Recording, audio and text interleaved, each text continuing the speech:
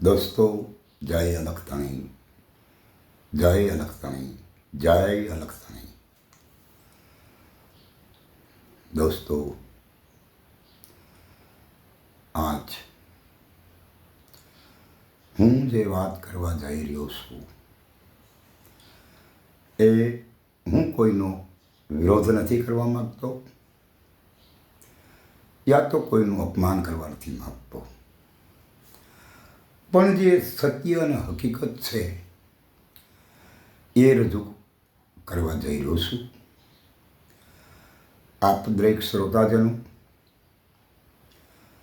એ વાત ઉપર ચોક્કસ વિચાર કરજો અને પછી આપને જો એવું લાગે કે ખરેખર વાત હકીકત સાચી છે તો મારા વિડીયોને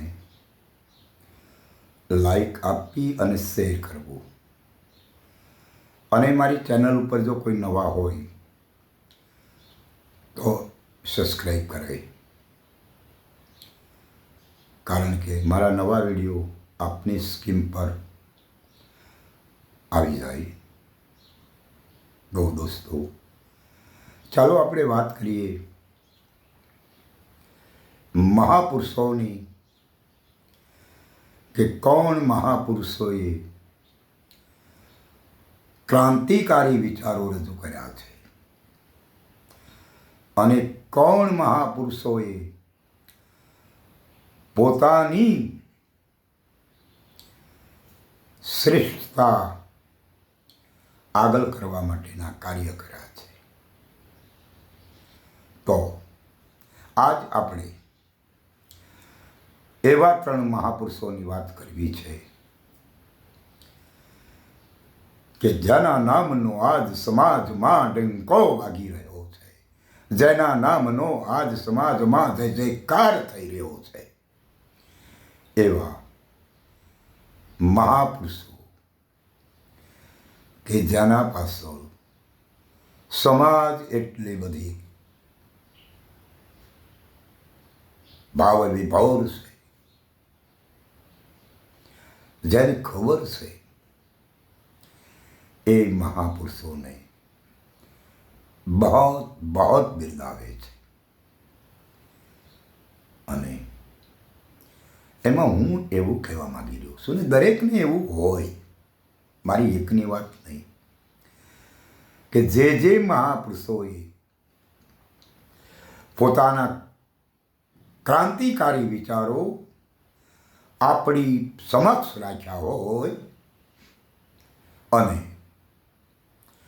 આપણને ગેરમાર્ગે જતા અટકાવવાનું કામ કર્યું હોય અને આપણા જીવનમાં સત્યનું અજવાળું કરાયું હોય,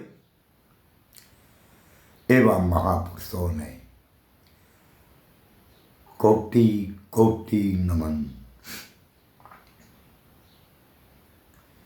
જેની વાતથી, જેના વિચારોથી આપણું માર્ગ પલટી જાય, આપણી દોલ ભીતરમાંથી એકદમ પરિવર્તન આવી જાય, એવા સિદ્ધ મહાપુરુષોની વાત મારે તમને કરવી છે.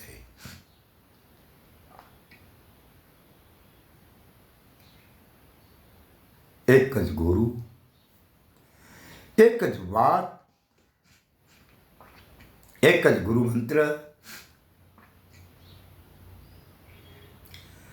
પણ એને ઉપાડના રાખના. મહાપુરુષો કહે છે કે આ રામાનંદની ફૌજમાં સન્મુખ લડે દાસ કબીર. રામાનંદ મહારાજના અનુજોની આખી ફૌજ હતી, એમાં લડવૈયા એક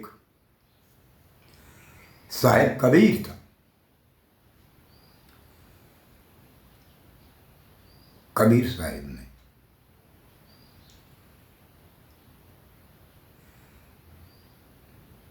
સંપૂર્ણ જ્ઞાન,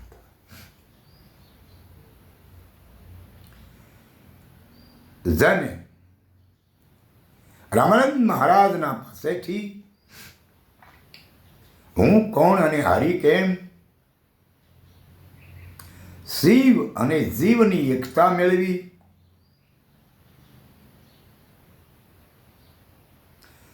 અને આ સંસારમાં સાહેબનું બિરુદ મેળવ્યું. પણ સ્વયં કબીર સાહેબ કહે છે कि कक्का केवल ब्रह्म है, बबा बीज शरीर और ररा सब घट में रम रहा, काका नाम है कबीर. શું કીધું? ક કેવળ બ્રહ્મ છે. કબીરની 3 અક્ષરની વ્યાખ્યા એની બહુ સરસ વર્ણવી છે. ક કેવળ બ્રહ્મ છે. એનું પહેલું નામ, પહેલું અક્ષર કેવળ બ્રહ્મ છે. અને જો કેવળ બ્રહ્મ છે એને બીજા અક્ષરમાં બનો ઉપયોગ કરીને કીધું છે कि बबा शरीर है. ये जो शरीर है इसके बाहिर भीतर केवल ब्रह्म है. फिर कहा है तीसरा अक्षर में र अक्षर नो उपयोग करता कीधु कि ररा सब कट में रम रहा है, ताका नाम है कबीर. कबीर और कोई नहीं, कबीर कोई व्यक्ति नहीं. उन्होंने स्पष्ट कर दिया गया है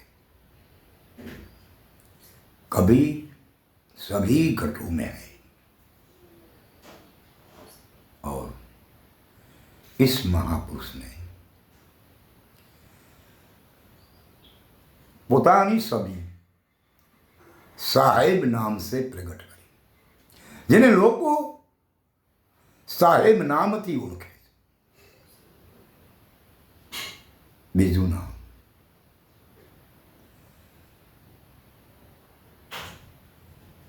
પછી વર્ણવી દઈએ. પણ જુનાગઢ ડિસ્ટ્રિક્ટમાં આવેલું અડાલજ વાવ, અને અડાલજ વાવે જે ભેટો થયો શ્રીજી મહારાજનો અને રામાનંદ મહારાજનો. અને ત્યારે શ્રીજી મહારાજ રામાનંદ મહારાજના ચરણોમાં બેસીને કહે, મહારાજ મને જીવ અને શિવની એકતા જોઈ છે. અને એ શ્રીજી મહારાજને મેં સાંભળ્યું છે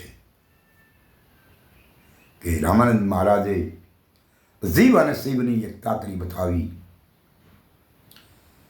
અને એને અધિકાર પણ આપી દેવામાં ગુરુપદનો.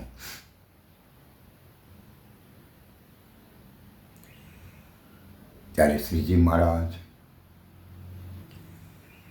પોતાના ઉત્થાન માટે ન કરવું કાંઈ એવું હું નથી કહેતો, પરંતુ એને મંદિર બાંધવાનું કામ કર્યું, પથ્થરની પ્રતિમાને પૂંજવાનું કામ કરાયું. કારણ કે ગુરુ રામાનંદના અનુજો 3 જે મેદાનમાં સાબિત છે એમાં આપણે વિચારવું જોઈએ કે પથ્થરની પ્રતિમા પૂંજવાનું કોણ કહી રહ્યા છે. કારણ કે વાત ત્રણેયની પાસે એક છે. ગુરુમત અલગ ન હોઈ શકે. ગુરુમત તો સત્ય ही एक है, अखंड है.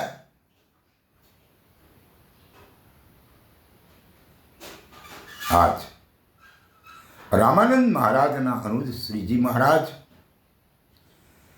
જેને રામાનંદ મહારાજ પાસેથી લીધેલી વાત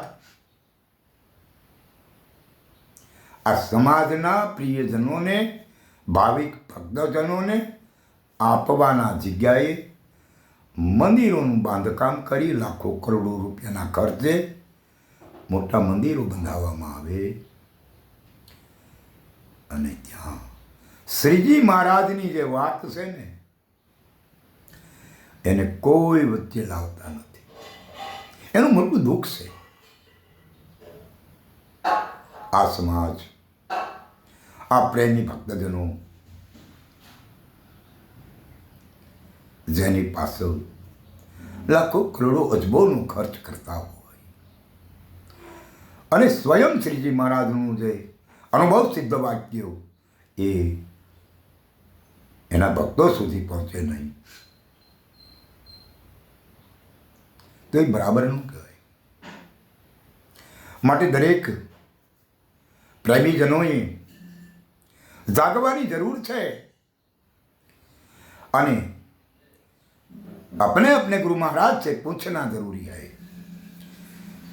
श्री जी महाराज ने रामानंद महाराज पासेથી કઈ વાત લીધી હતી અને વાત ક્યાં ને કેમ છે આપણે જરૂરી એ છે. કારણ કે ધન દોલત માયા મિલકત જેટલી કમાવી હોય એટલી કમાઈ શકશો, પણ આખીર અહીંયા છોડીને જવાનું છે એ ભૂલવું ન જોઈએ. માટે આ વસ્તુને સમજવી એ અઘરી છે પરંતુ જરૂરી છે. હવે રહી વાત કબીર સાહેબ અને શ્રીજી સાહેબની વાત, શ્રીજી મહારાજની વાત થઈ ગઈ. હવે રહી વાત સંત રવિદાસ મહારાજની. સંત રવિદાસ મહારાજને જે ક્રાંતિ આ દેશમાં લાવ્યા છે ને એ તો અનોખી છે અને એની બરાબરી ના થાય કોઈથી. એટલા માટે કે જે આ મનુવાદીઓનો જે ખપ હતો ને એ ખપને તોડવાનું કામ સંત રવિદાસ મહારાજને કિયા. એ સમય એવો હતો જ્યારે આ શુદ્ર સમાજના લોકોને કોઈ મૂર્તિ પૂજા કરવાનો અધિકાર નહોતો અને ત્યારે શુદ્ર સમાજના કોઈ પણ વ્યક્તિને જ્ઞાન કરવાનો અધિકાર નહોતો. અરે જ્ઞાન સાંભળવાનો પણ અધિકાર નહોતો. એવું આપણે સાંભળીએ છીએ ને સાંભળ્યું હોતું નથી. અને ત્યારે સંત રવિદાસ મહારાજને આ મનુવાદીઓ પંડા પૂંજારીઓ પાસે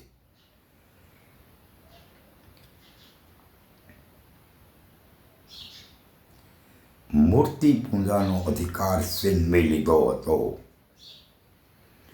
અને સારે સંસારમાં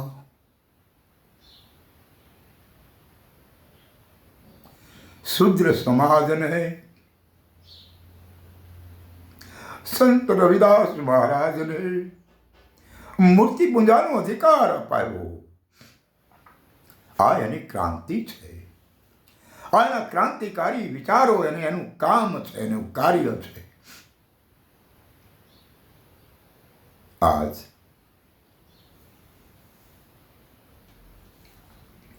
આ સમાજમાં શુદ્ર સમાજના દરેક લોકોને જે મૂર્તિ પૂજાનો અધિકાર હતો નહીં એ મૂર્તિ પૂજાનો અધિકાર અપાવનાર સંત રવિદાસ મહારાજને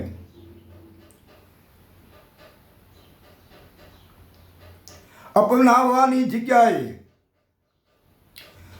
જ્યારે જેને આપણી ઉપર જોર જુલ્મ કર્યા હોય, આપણને સાચા રાહથી વંચિત રાખવાનું કામ કર્યું હોય, આપણે કોઈને ઓળખતા નથી, જાણતા નથી, જેની આપણને ખબર નથી, એની મૂર્તિ પૂજાઓ કરી રહ્યા છીએ. દુઃખ इस बात का है જેને સચ્ચો રસ્તો સાચો રસ્તો જેને બતાવ્યો એ મહાપુરુષને છોડી આળે પાંપલે લાગી ગયા છીએ. આપે વિચારવાનું છે કે આ ત્રણ મહાપુરુષો, જેમાં એક સાહેબની પદવી મેળવી લીધી, એક રવિદાસ મહારાજ સંતની પદવી મેળવે, શ્રીજી મહારાજ ભગવાનની પદવી મેળવે. ભગવાન साहेब इन दोनों से परे है संत की पदवी।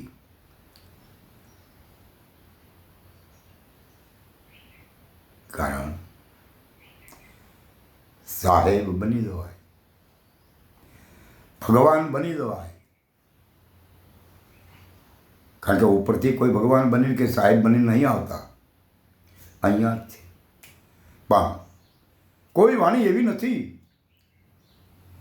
કે સંતના સંતપણા નથી મફતમાં મળતા, જેને મૂળ ચૂકવવા પડતા. સાહેબની વાણી એવી નથી કે મૂળ ચૂકવવું પડે તો સાહેબ બનાય. ભગવાનની વાત એવી નથી કે એનું મૂળ ચૂકવવું પડે તો ભગવાન બનાય. પણ સંતની વાત એવી છે કે સંત પણ મફત નથી મળતું, જેનું મૂળ ચૂકવવું પડે. અને રવિદાસ મહારાજને એના મૂળ ચૂકવવા માટે સાંગો પાંગ આ મનુવાદીઓનો વિરોધ એનો સામનો કરવો પડ્યો હતો. આજે સમયને યાદ રાખવો જોઈએ. એની નિષ્ઠા ઉપર આપણે એની વાતને ઉપાડી લેવી જોઈએ. અને આટલો બધો પ્રભાવ સંત રવિદાસ મહારાજનો હોય એમ છતાં જ આપણે અન્યની મૂર્તિઓ પૂંજી રહ્યા છીએ. અરે ધિક્કાર છે. અને પાછું તોય એ મંદિરમાં જાવતા તો અટકાવવામાં જ આવે મનુવાદીઓ દ્વારા. અને છેલ્લે બાબા સાહેબ જેને બંધારણ આપ્યું એને પણ આજે બધાથી સારામાં સારું કાર્ય ક્રાંતિ કરી. અને આવા ઘણા બધા મહાપુરુષો છે આ સમાજની અંદર કે જેને સમાજના હિતમાં ક્રાંતિકારી વિચારો રજૂ કર્યા છે. તો આપણે જાગવાની જરૂર છે. એમાં તારણ લેવાની જરૂર છે. હકીકતને સમજવાની જરૂર છે. તો દોસ્તો, આ વિડીયાને આપ સાંભળ્યા પછી આપને એવું લાગે કે આ વાત વ્યવહારે અને વાસ્તવિકતા એ સાચી છે, તો મારા વિડીયાને શેર કરજો અને લાઈક આપજો. અને ચેનલમાં નવા હોય તો એને સબસ્ક્રાઈબ કરજો. અચ્છા દોસ્તો, જય અલગતાણી, જય અલગતાણી, જય અલગતાણી.